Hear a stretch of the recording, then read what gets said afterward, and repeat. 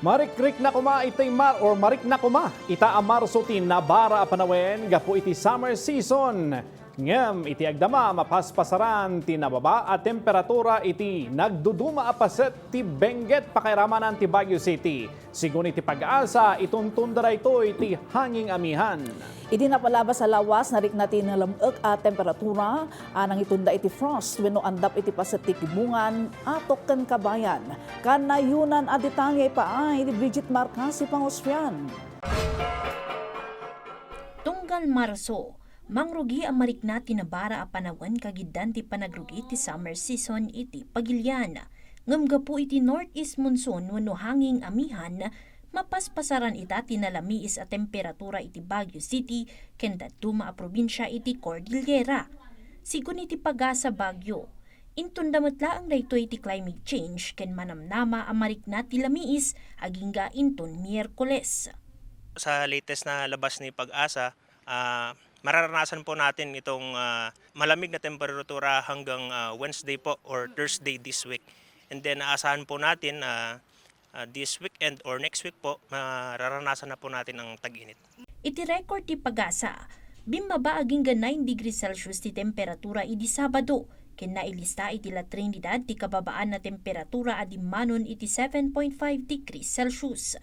Iti daduma a probinsya ti Cordillera, nai-record ti 9 degrees Celsius iti Benguet ken Ifugao, 10 degrees Celsius iti Kalinga ken Mountain Province, ken 13 degrees Celsius ti Abra ken Apayao. Napapabama ta temperatura ti nailista kadagiti daduma a paset ti Benguet nga daan iti nangat-ngato a lokasyon a nagresulta iti andap wenno frost kadagiti sumagmamano a mula iti Upper Englandad Paway atok Benguet. Sumagmamano a paset ti Mount Pulag iti Kabayan Benguet ken sumagmamano a paset ti Masala ken Nangayangan Madaymen Kibungan Benguet. Mas mataas po yung elevation nila. So mas prone po sila sa frosting. Sa Atok po kasi last time naka-record po sila ng 5 degrees and ito po yung time na meron po silang occurrence ng mga frosting. So possible po na hanggang minimum po 5 na degrees Celsius po. Iti agdama, mariknalata ti lamiis iti syudad kasaruno ti 10.4 degrees Celsius a temperatura idi Agsapa.